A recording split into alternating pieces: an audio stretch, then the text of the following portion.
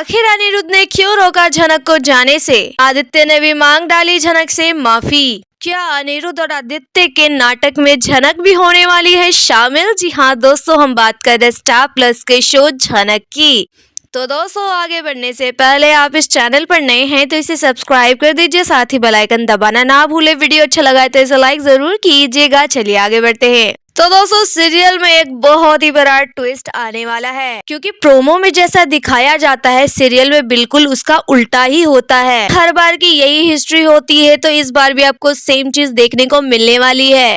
और हम आपको बता दें, ये ट्विस्ट बहुत ही बड़ा है। जी हाँ, जैसा कि दिखाया जा रहा है कि सब लोग झनक के ऊपर चढ़ चुके हैं, उस पर गुस्सा कर रहे हैं, उस पर इल्जाम लगा रहे हैं। झनक खुद को बेगुनाह साबित करने में लगी हुई है, और यहाँ तक कि अनिरुद्ध जो उसके दिल के बहुत ही करीब है, आदित्य उसका बहुत अच्छा दोस्त है, वो भी झनक पे विश्वास नहीं कर रहे। और बच गए बाकी के बॉस फैमिली, तो उनके ऊपर तो झनक को विश्वास है ही नहीं, कुछ लोगों को छोड़कर। तो झनक किसको अपनी बेगुनाही का सबूत पेश करे, जब ये लोग झनक पे विश्वास ही नहीं करेंगे, हर बार उसको गलत ही समझेंगे। तो आपने जैसे कि देखा कि झनक काफी ज्यादा गुस्सा हो जाती है और अनिरुद्ध को करारा जवाब देती है कि आप जैसे इंसान तो भरोसे के लायक ही नहीं है। ये तो भगवान का शुक्र है कि मैं आपका प्रपोजल ठुकरा दिया था, वरना आप जैसे इंसान कभी भी किसी पे भरोसा नहीं कर सकता।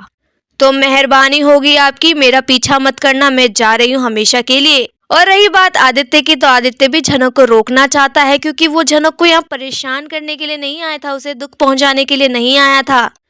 वो तो अपना परिवार बनाने के लिए आया था, झनक से शादी करने के लिए आया था। पर उसके आने से झनक तो और दुखी हो गई, उसके साथ और बुरा हो गया। लेकिन आदित्य भी करे तो क्या करे, वो खुद असमंजस में फंस गया है। वो ऐसे जाल में फंसा है विपाशा के कि वो भी झनक को क्या ही बोले। तो झनक भी यहाँ गुस्से गुस्से में पार्टी से निकल जाती है। अब झनक जब जा रही है तो उससे पीछे से पूछा भी जाता है कि तुम कहाँ जाओगी, कहाँ रहोगी।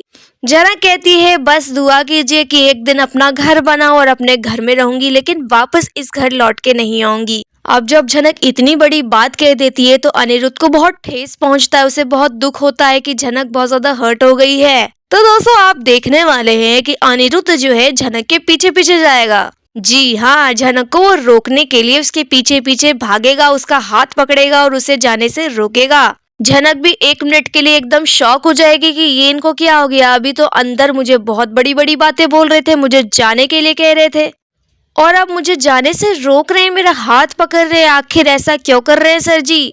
दरअसल अभी झनक को पता ही नहीं है कि सर जी क्या गेम खेल रहे हैं। जी हाँ, और इस गेम में सर जी अकेले नहीं है, उसका साथ उसका दोस्त आदित्य कपूर भी दे रहा है। दरअसल दोस्तों, यह बताया जा रहा है कि सीरियल में जैसा अनिरुद्ध और आदित्य दिखा रहे हैं कि वो झनक से गुस्सा है, ऐसा है नहीं। हाँ, वो गुस्सा है, पर सबके सामने। दरअसल वो सबके सामने नाटक कर रहे हैं, सबके सामने वो झनक पर गुस्सा करने का नाटक कर रहे हैं, ताकि सबको ये यकीन हो जाए कि उनका विश्वास भी झनक के ऊपर से हट चुका है। वल अगर बात करें अनिरुद्ध की, तो अनिरुद्ध तो कई बार ये चीज रिपीट भी कर चुका है, तो लोग बड़ी ही आसानी से अनिरुद्ध के ऊपर विश्वास कर लेंगे कि हाँ, अनिरुद्ध जो है अब झनक से गुस्सा हो गया, अब उससे निकाल देगा अपनी जिंदगी से, वापस कभी नहीं जाएगा। और रही बात आदित्य कपूर की, तो उसको भी बहुत ज्यादा बॉस फैमिली मैनिपुलेट करने की कोशिश कर रहे हैं कि मत जाना उस लड़की के पास। देखा ना कैसी चरित्रहीन लड़की है, बताओ, तुम्हें मैसेज करके यहाँ बुलाया और यहाँ देखो कैसा नाटक करा, तुम्हें शर्मिंदा कर दिया उस लड़की ने। मत बसाना उसके साथ घर, मत जाना उससे मिलने के लिए, छोड़ दो उसे। ऐसे लोग कभी जिंदगी में आगे नहीं बढ़ते। आदित्य, तुम बहुत बड़े फेमस हो, स्टार हो, कोई अच्छी लड़की देख के शादी करना, पर झनक के साथ कभी मत जाना। अब आदित्य भी यहाँ अफसोस जाहिर करता है कि हाँ, शायद मैंने गलती कर दी, झनक पे विश्वास करके मुझे ऐसा नहीं करना चाहिए था।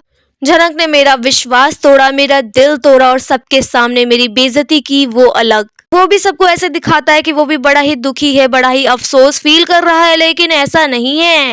दरअसल अनिरुद्ध के मास्टरमाइंड प्लान में वो भी शामिल है। आप देखेंगे कि जब झनक बाहर जाने लगती है तो अनिरुद्ध उसे जाकर रोकेगा और अनिरुद्ध उसे समझाने की कोशिश करेगा कि नहीं झनक, तुम जा नहीं सकती। झनक कहेगी क्यों नहीं जा सकती, अभी तो आप ही कह रहे थे चली जाओ, अब जा रही हो तो रोक क्यों रहे हो। दोस्तों, यहाँ पे अनिरुद्ध झनक को ये कहेगा कि अगर तुम कह रही हो कि किसी ने तुम्हारे फोन से मैसेज किया है तो तुम्हें इसे प्रूव करना होगा झनक।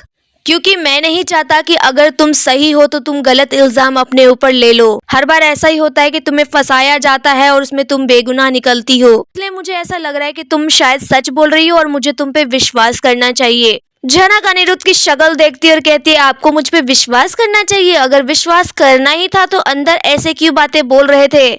सबके सामने तो मेरी बेइज्जती कर दी, अब अकेले में अलग बातें बोल रहे हैं। आप डबल माइंडेड क्यों हैं?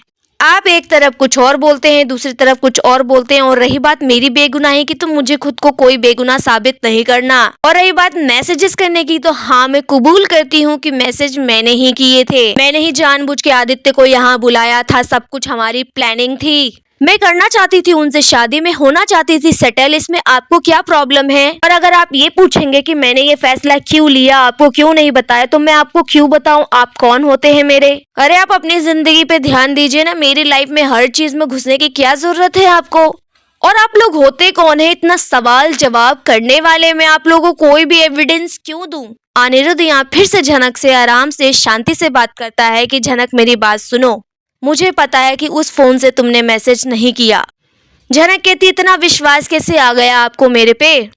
अनिरुद्ध कहता है कि मुझे पता है, मैं जानता हूँ कि तुम ऐसा नहीं करोगी। दोस्तों अनिरुद्ध के कहने का अंदाज कुछ ऐसा होता है मानो उसे पता हो कि असली गुनहगार कौन है। वो यहाँ पे झनक से कहेगा कि शायद मैं जानता भी हूँ कि असली गुनहगार कौन है, इसलिए मैं तुम्हारा साथ दूंगा। जिसने भी तुम्हारे फोन से मैसेजेस किए हैं ना, हम उसको मिलकर पकड़ेंगे। तुम्हें ऐसे विक्टिम बनने की कोई जरूरत नहीं है। मैं तुम्हारे साथ हूँ, तुम्हारा साथ दूंगा। तुम ऐसे घर छोड़ के नहीं जा सकती, अब चलो मेरे साथ। झनक अनिरुद्ध का हाथ झटक देती है और मना कर देती कि मैं आपके साथ नहीं जाऊंगी। फिर आप देखने वाले हैं कि अनिरुद्ध को झनक के साथ देकर बिपाशा और अर्शी दोनों जो है उसका पीछा करती हैं। और यहाँ आप देखेंगे कि दोनों पहुंच जाती हैं बात सुनने के लिए कि आखिर अनिरुद्ध झनक से क्या बात कर रहा है। इसने तो झनक को निकाल दिया था ना, तो अब झनक को रोक रहा है, ये क्या बात है? यहाँ अर्शी हमेशा की तरह अपना डायलॉग बोलना शुरू कर देगी कि नहीं तुम ऐसा नहीं कर सकते। झनक तुम्हारी कौन लगती है? तुम क्यों उसको रोक रहे हो? अगर वो जाना चाहती है तो जाने दो ना, हमें झनक से कोई लेना देना नहीं है। वैसे भी इतनी बेशर्म लड़की को हम अपने घर में नहीं रखेंगे। अब तो इसका असली चेहरा भी तुम्हारे सामने आ गया, फिर क्यों इसे रोक रहे हो? फिर यहाँ वो झनक को कहती है कि झनक तुम हमेशा हर लड़के को नचाती क्यों रहती हो? यहाँ अनिरुद्ध को, कभी आदित्य को, कभी तेजस को। तुम्हारे पास और कोई काम धंधा नहीं है? और अनि तुम मेरी बात कान खोलकर सुन लो, जब झनक जा रही थी तो तुम्हें रोकने की क्या जरूरत थी? इतना महान मत बनो। इस लड़की को हम अपने घर बिल्कुल भी लेके नहीं जाएंगे। ये जहाँ जाए, जहाँ मरना है मरने दो, क्योंकि ये जब तक हमारे आसपास रहेगी ना, हमारी जिंदगी हमेशा तबाह रहेगी, प्रॉब्लम में रहेगी, तमाशा रहेगा। ये लड़की तो खुद तमाशबीन है ही, दूसरों की जिंदगी भी ऐसी ही बना के रखी है। और दोस्तों यहाँ अनिरुद्ध झनक का स्टैंड लेगा और अर्शी को चुप कराएगा कि अपना मुंह बंद रखो। मैं झनक से बात कर रहा हूँ, तुम्हें बीच में बोलने की जरूरत नहीं है। और तुम यहाँ क्यों आई हो हमारी बात सुनने के लिए? तुम और बिपाशा जाओ यहाँ से, मैं झनक से बात कर रहा हूँ। और झनक चलो मेरे साथ। अब दोस्तों जब अनिरुद्ध झनक का हाथ पकड़कर अपने घर ले जाता है तो अर्शी और बिपाशा का मुंह बन जाता है कि अनिरुद्ध उसे अपने घर ले जा रहा है। अभी तो उसे घर से निकालने की बात कर रहा था, लेकिन घर क्यों ले जा रहा है? इस लड़की ने फिर से ऐसी कोई बात कह दी या मैनिपुलेट कर दिया अनिरुद्ध को कि अनिरुद्ध एकदम से बदल गया?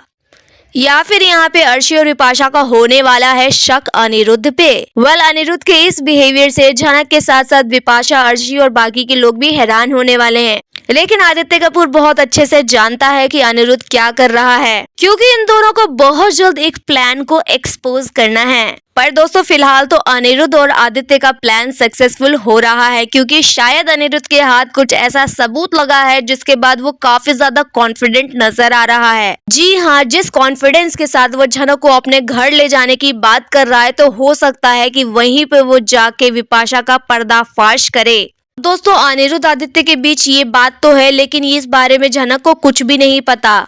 तो देखना ये होगा कि क्या अनिरुद्ध आदित्य अपने इस प्लान में झनक को भी शामिल करने वाले हैं, क्योंकि अगर झनक को शामिल कर लेंगे तो ज्यादा तमाशा ना हो, झनक भी उनका साथ देगी तो बहुत अच्छे से वो बिपाशा को एक्सपोज कर सकते हैं।